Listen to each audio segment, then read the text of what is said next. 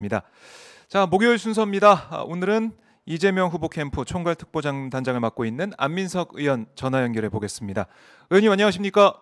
네, 추석 잘 쉬셨습니까? 네, 잘 보냈습니다. 잘 보내셨어요? 네, 네. 저희가 이 정치인들 이 연휴 끝나고 항상 만나서 얘기를 나눠보면 여쭤보는 게 있죠. 추석 연휴, 그러니까 명절 민심이 어땠는지 한번 여쭤보는데 어떻습니까, 의원님? 이번에 파악하신 추석 연휴 민심 좀 궁금합니다. 저는 이제 네. 한 이제 16년째 명절마다 이제 택시 몰면서 아, 시민들 만나면서 예, 민심을 청취하고 그랬었는데요. 네, 이번에는 뭐 코로나 때문에 택시도 음, 몰지 못하고 네, 뭐 민심이랄 게 있겠습니까마는 음, 그렇습니다. 그래서 뭐 일단 국민들께 이 코로나 때문에 송구하고 죄송한 마음이고요. 근데 네, 이제 오늘부로 코로나 1차 접종률이 네, 1%가 넘었어요. 네, 그래서 다 함께 힘내자는 말씀 먼저 드리겠습니다. 네, 이번 이제 며칠 동안의 추석 연휴 예, 우리 시민들 만나면서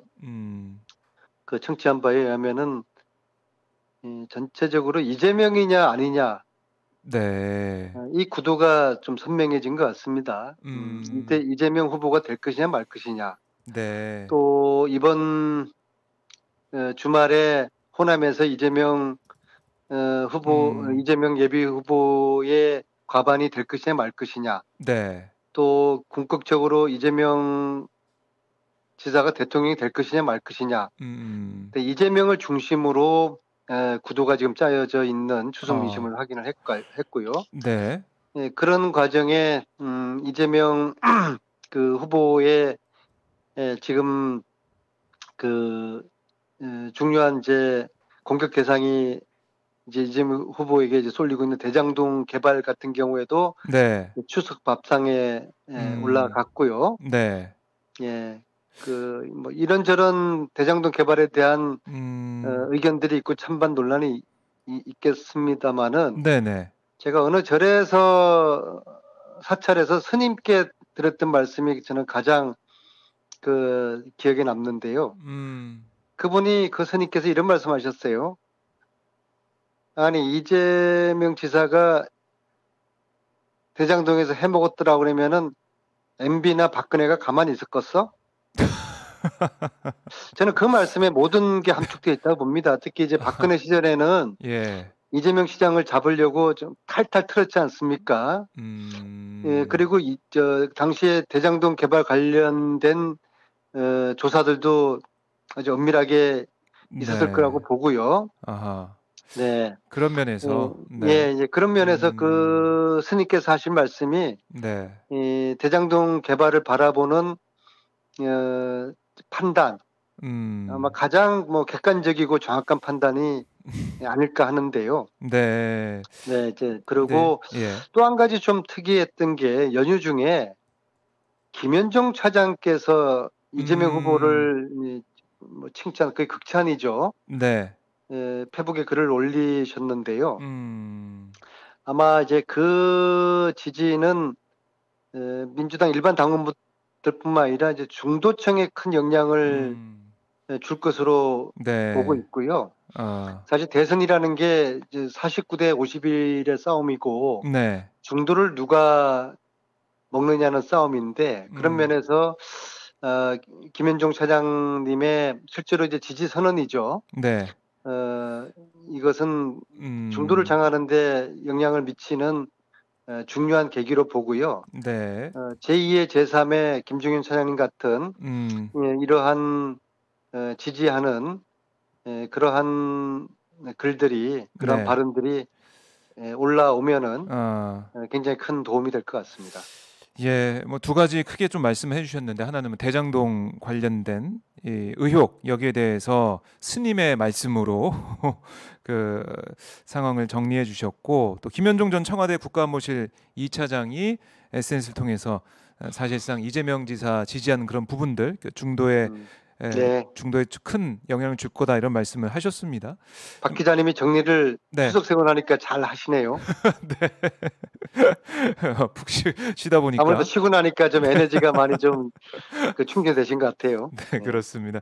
네. 근데 이게 좀 하나하나 좀 봐야 될 것 같아요. 네. 특히 이 성남 대장지구 의혹 같은 경우는 당 내부에서 특히 네. 관련된 의혹 제기가 세게 제기가 됐고 지금도 그 파장이 이어지고 있는데 이낙연 전 대표 같은 경우는 그런 거죠. 많은 국민과 당원들이 의구심을 갖고 있는 부분이 있기 때문에 네. 이거는 어쨌든 본선 가서도 계속 이 지적되는 거 아니겠느냐. 그러니까 이번에 다 털고 해명을 잘하고 신뢰를 얻어가야 된다. 이런 취지의 주장을 펼치고 있단 말입니다.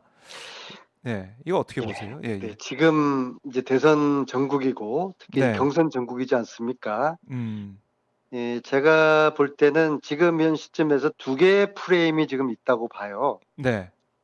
하나는 윤석열 후보에게 결정적으로 불리한 고발 사주 프레임이 있고요. 여기는 윤석열 후보가 네. 실점을 할 수밖에 없는 그런 프레임이죠. 네. 윤석열 일당이 고발을 사주했다는 이 의혹, 네. 그 국정농단에 버금가는 이 의혹에 대해서는 사실 국힘 내에서도 윤석열 공격하고 우리 쪽에도 윤석열 공격을 해서 윤석열이가 포위되는 그런 프레임이었죠. 네. 또 다른 프레임은 대정지구 프레임이 있습니다. 이 프레임은 어쨌거나 부동산 관련된 이슈이기 때문에 이재명 후보에게 네. 유리할 수가 없는 프레임이죠. 따라서 국힘과 국힘 쪽 후보들이 지금 거세게 공격을 하지 않습니까? 네, 그렇습니다. 이 프레임은 국힘이 원하는, 국힘이 짜놓은, 국힘이 지적지를 끌고 가고 싶어하는 대정지구 프레임에 민주당 후보가 여기에 가세한다는 것은 대단히 유감스러운 일이죠. 네. 우리 민주당 후보가 그렇게 하는 것은 선거 이렇게 하면 안 되죠. 저들의 프레임에서 선거를 하면 되겠습니까? 네. 우리는 고발사주 프레임, 네. 이 프레임에서 우리는 싸워야 되는 것이죠. 그런 말씀을 드리고요. 네. 대장동 이거 비교하면요. 저는 그렇게 봐요. 어제 제가 대장동 다녀왔어요. 현장을 현장을 가보고 싶어서. 대장동이 있고 또 그 근처에 용인의 동천동 또 개발지구가 있어요. 네. 대장동은 소위 말하는 이제 공영 개발로 한 것이고 동천동은 100% 민간 개발을 한 곳이거든요. 네.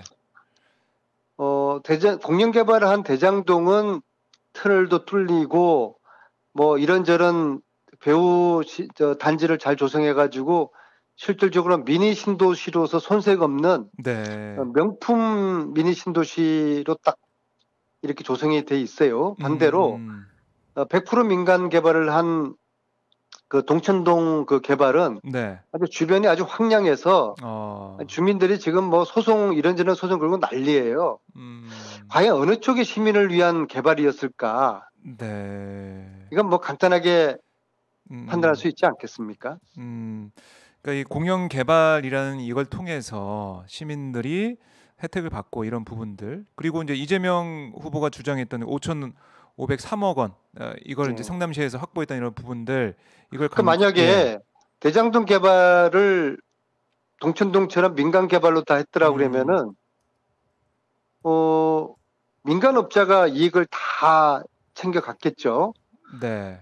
그 다음에 뭐 시민들이 필요한 그런 공공시설은 겨우 생색만 내는 그런 정도로 떨어뜨리고 갔겠죠. 이게 대체적으로 민간 개발이거든요. 네. 근데 지금 대장동 공영 개발 이 방식은 앞으로 지자체가 나가야 될 하나의 본보기라고 보고요. 네. 그럼 왜 지자체 단체장들이 이걸 그동안 못했느냐? 겁이 났던 거죠. 괜히 이런 식으로 공영 개발해가지고 의심받고 이런저런 구설수에 휘말리는 게 싫었던 거죠. 그래서 대장동 공영 개발은 이재명식의 그러한 추진력을 가진 단체장만이 할 수 있는 어, 좀 소위 말하는 깡이 있었기 때문에 가능했던 거라고 보거든요. 그래서 네. 결과적으로 민간 업체가 다 챙겨야 될 수익을 시민들을 위해 가지고 절반 이상을 음, 챙긴 거 아니겠어요? 아, 그래서 이거는 오히려 어, 장려해야 될 음, 그러한 개발 모델이라고 저는 보고 있습니다. 네. 이거 싫으면은 그냥 기존처럼 민간 업자가 다 챙기고 가는 네. 그런 개발을 계속 해야 되는 것이죠. 예.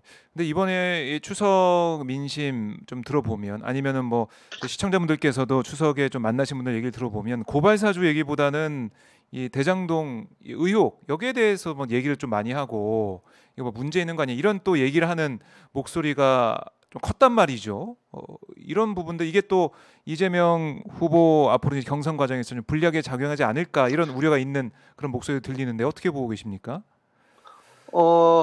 이건 뭐 어쨌거나 이재명 후보에게 유리한 프레임은 아니죠. 왜냐하면은 음. 부동산에 국민들이 네. 아주 민감하지 않습니까? 그리고 네네. 이유연을 떠나서 국민들 입장에 봤을 때 이제 음. 과도한 그 이익금을 민간 업체에서 챙겨갔다는 것에 대해서 결과적으로 뭐 국민들이 그렇게 됐죠. 예. 정서적으로 음. 좋은 시선으로 안 보죠. 네. 하지만 그 애초에 기본 설계한 취지 자체는 상당히 선의로 좋은 음. 그러한 아주 독특한 그런 설계 모델이었고요. 네. 이것은 보통의 개발이 개발업자를 위한 개발이었는데 이번에는 시민의 편에서 음. 공영 개발한 이 이제 모델이었는데요. 네. 그럼에도 불구하고 추석 밥상에는 음. 대장동이 이제 밥상에 올라왔기 때문에 네. 뭐 결코 바람직한 건 아니라고 봅니다. 이제 그럼에도 음. 불구하고 네. 이재명 후보가 이제 직접 나서서 몇 차례 이제 해명을 직접 마이크도 대고 말씀도 네. 하시기도 하고 그렇습니다. SNS에 이제 글을 올리면서 네. 국민들이 갈수록 아, 음. 이 방식이 앞으로 바람직한 거구나. 이게 시민의 관점에서 이게 음. 옳았던 거구나. 네. 라는 판단을 국민들이 하실 거라고 보고요. 아. 그러한 지금 좀 이 과도기적인 네. 혼돈의 지금 과정에 지금 있는 것 같습니다. 음. 좀 더 상황이 이 좀 잘 파악이 되고 계속해서 이재명 지사의 얘기나 아니면은 진실이 뭔지 알려지게 되면 국민들의 생각도 바뀔 거다 이런 생각을 하시는 것 같은데 국민의힘에서는 그러면 특검이나 국정조사를 통해서 정말 명명백백히 다 보여주자 이런 얘기 좀 하고 있단 말이죠. 이건 좀 어떻게 보고 계세요? 이미 이제 그 수사가 진행되고 있는 사안이고요. 네. 그동안 특검이나 국정조사 보면은 음. 정치적인 논란만 하다가 네. 실체는 밝히지 못하고 그친 경우가 대부분이에요. 그러니까 음. 국힘에서 의도하는 것은 이게 제대로 진상을 규명하자는 차원이 아니라 음. 정쟁 이슈로 끌고 가서 이재명 후보에게 타격을 주자는 그런 의도이지 음. 않겠습니까? 그런 네. 빤한 의도를 저희들이 수용할 수가 없는 것이죠. 음. 수사를 지켜보면 될 것 같습니다. 지금 뭐 검찰에서 수사를 하고 있는 상황이니까 이거 보면 된다 이런 말씀이신데 자 어쨌든 이게 뭐 제일 큰 쟁점으로 떠오르고 있어서 계속 좀 지켜봐야 될 것 같고 다시 한번 이 당내 경선으로 돌아와 보면요 지금 호남 지역 여론조사 추이를 쭉 보면 이낙연 전 대표가 이제 앞서는 그런 조사가 나오고 뭐 이재명 후보가 잘 나오는 것도 있고 여러 가지 엎치락뒤 시작하는 그런 모습인데 좀 어떻습니까? 호남도 뭐 최근에 다녀오셨고 하니까 실제로 분위기가 좀 어떻던가요? 그 여론조사는 뭐 기간마다 뭐 들쭉날쭉해서요. 네. 정확하게 좀 알 수가 없고요. 음. 그러나 제가 이제 호남을 왔다 갔다 하면서 네. 어, 저의 느낌은 한 두 달 전에도 그랬어요. 제가 두 달 전에 제일 처음에 갔을 때 네. 그때도 바닥 민심은 이재명이 강하구나.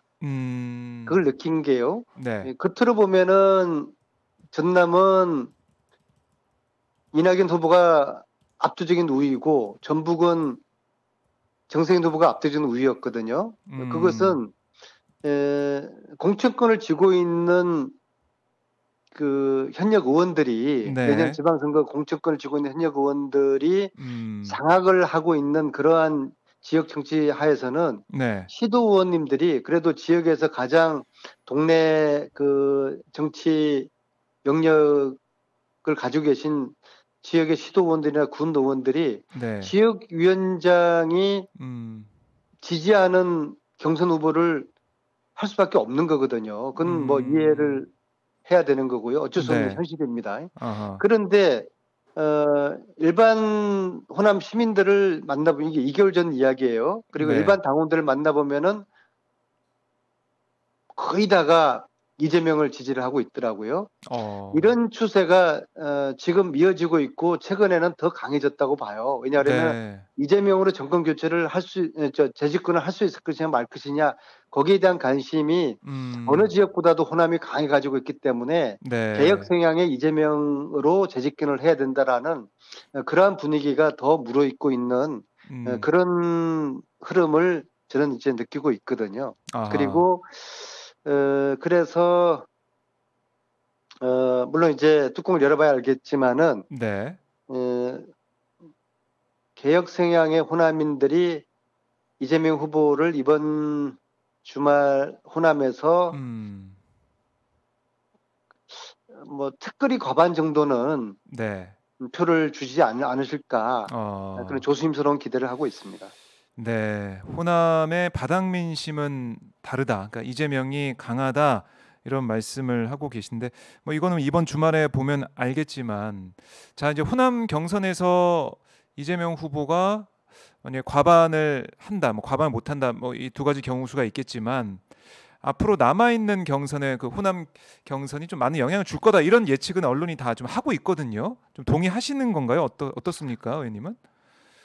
그 호남의 권리당원이 전국 권리당원의 한 3분의 1을 가지고 있거든요. 네. 그래서 이제 민주당은 호남에서 승리하는 후보가 음. 항상 대선 후보가 되었고요. 그리고 이제 네. 대선에서 승리를 했기 때문에 호남의 결과는 그만큼 중요하죠. 음. 말씀드린 것처럼 호남의 선택지는 어느 후보가 더 개혁 성향의 후보이냐. 네. 그게 뭐 다른 그 변수보다는 가장 일차적인 그 선택의 기준이기 때문에 네. 어 뭐 사실은 이재명과 이낙연 두 분이 뭐 각각의 장단점 가지고 계시겠지만은 누가 더 음. 개혁성을 가지고 계신 후보냐라고 했을 때는 네. 이재명이라는 것에 대해서 어느 누구도 이의를 다는 분들이 없지 않겠습니까? 그렇기 음. 때문에 어, 뭐 특거리 가반 정도를 보여주지 않으실까 네. 그런 기대를 조심스럽게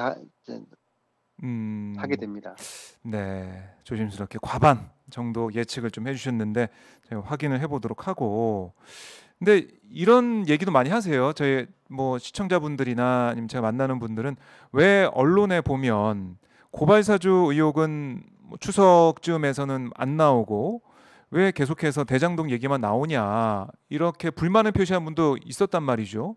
의원님께서는 좀 어떻게 이 사안 좀 보고 계십니까?